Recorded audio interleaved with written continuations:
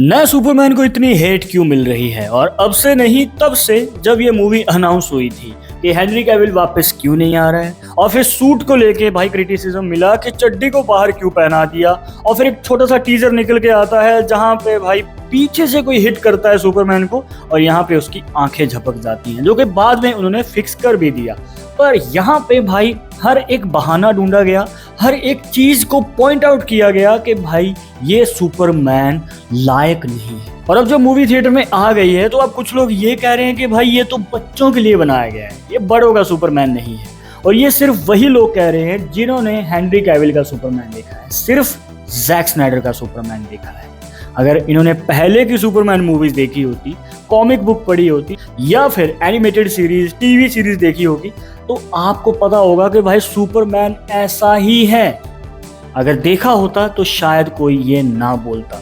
भाई मैंने भी मैन ऑफ स्टील देखी है। मैं 10वीं में था जब 2013 में मैन ऑफ स्टील आई थी, और जब मैंने पहली बार हेनरी कैविल के सुपरमैन को देखा था तो भाई मतलब मैं शॉक हो गया था। और वो सुपरमैन हमेशा मेरे लिए सुपरमैन रहने वाला है। पर क्या नए सुपरमैन को हेट करने से वो वापस आ जाएगा? नहीं। क्या वो यूनिवर्स दोबारा से शुरू हो जाएगा? नहीं होगा। 2 उम्मीदें जागी थी, वो भी टूट गई। मैंने पिछली वीडियो में भी बताया था कि भाई जैक स्नाइडर का कट निकल के आया था जस्टिस लीग का, जो कि 2020 लॉकडाउन के आसपास आया था। और वो भी एक स्ट्रेटजी थी, क्योंकि मैक्स नाम का OTT प्लेटफॉर्म आता है जिस पे उनको सब्सक्रिप्शन चाहिए थे, इसलिए उन्होंने उस मूवी को वहां पे रिलीज किया ताकि ऑडियंस आके उनके OTT प्लेटफॉर्म को सब्सक्राइब कर ले। पर क्या उसका आगे कोई फ्यूचर बना? नहीं। और दूसरा, ब्लैक एडम की एंडिंग में दिखाया जाता है कि हेनरी कैविल का सुपरमैन वापस आ रहा है, सब खुश हो गए थे। पर क्या उसके आगे कोई फ्यूचर बन पाया? नहीं, क्योंकि वो मूवी ही नहीं चली, कोई मूवी देखने ही नहीं गया, वो अपना बजट भी रिकवर नहीं कर पाई ढंग से। और देखो भाई, कोई माने या ना माने पर नया सुपरमैन ही असली सत्य है, यही DCU का फ्यूचर है।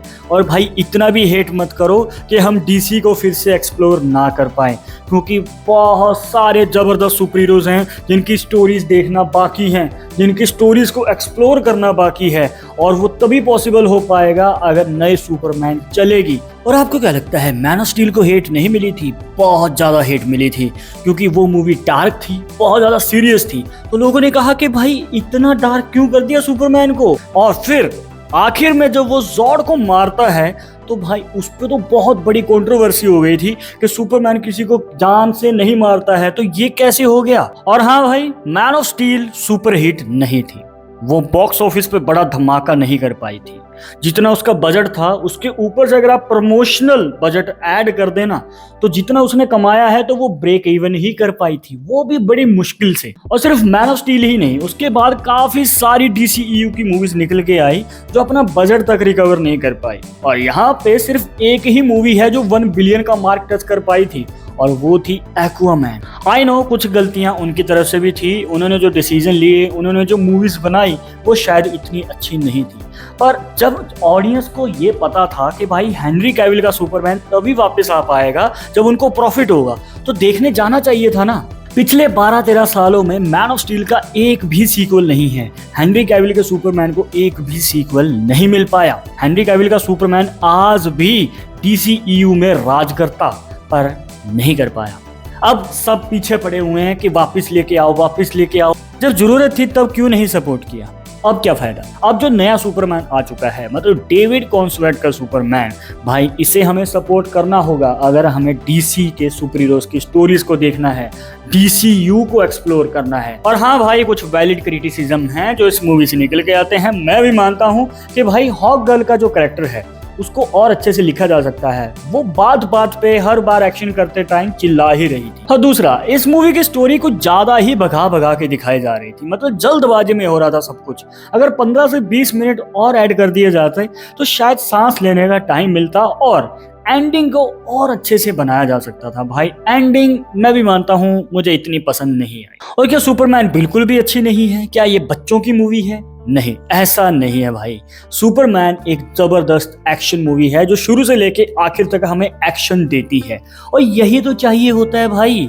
और कंपनीज को पता है कि भाई हमें मास ऑडियंस को टारगेट करना है। I know comic book fans को काफी सारी चीजें पसंद नहीं आई होंगी, पर क्या कॉमिक बुक फैंस या फिर पॉप कल्चर नर्ड्स की वजह से मूवी हिट हो जाती है? नहीं भाई, इनको अच्छे तरीके से पता है कि कैजुअल ऑडियंस की गिनती डबल है कॉमिक बुक फैंस के मुकाबले, और उनको वही चाहिए, उनको भाई प्रॉफिट चाहिए।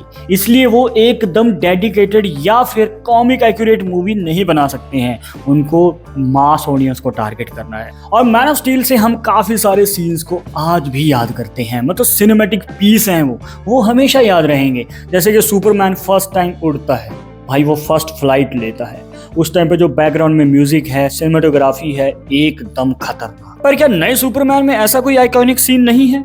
बिल्कुल है। और जिन्होंने ये मूवी नहीं देखी है उनको मैं एक छोटा सा हिंट देना चाहूंगा। एक सीन आएगा भाई जब सुपरमैन के लंग्स में, जी हाँ, फेस पे भी और लंग्स में भी नैनाइट्स डाल दिए जाएंगे। वहां पे उसको मारने तक की कोशिश की जाती है, फेफड़े पूरे भर दिए जाते हैं। इसके बाद किसी को कुछ समझ नहीं आता कि भाई सुपरमैन क्या एक्शन लेगा, और उसके बाद जो सुपरमैन करता है भाई वो शॉकिंग था।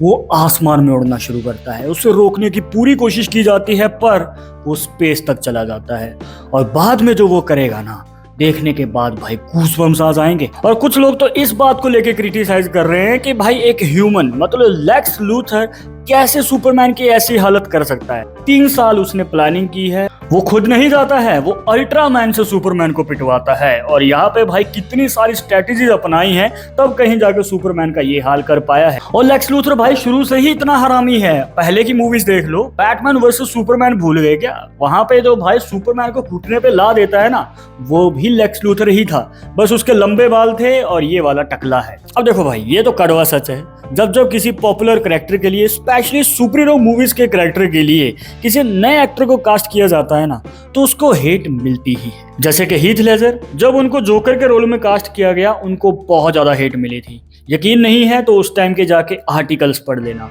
पर हीथ लेजर ने साबित किया, दिखाया सबको कि भाई जोकर किस लेवल तक जा सकता है, और आज भी जोकर का कैरेक्टर आइकॉनिक माना जाता है, और सुपर हीरो मूवीज में सबसे बेस्ट विलन्स में नाम टॉप पे आता है। और डेविड कॉन्सवर्ट ने भी कोई कसर नहीं छोड़ी है भाई, बंदे ने पूरा एफर्ट दिया है, सुपरमैन और क्लैर्क कैंट का रोल बहुत अच्छे से प्ले किया है, देखकर ही एक होप नजर आती है।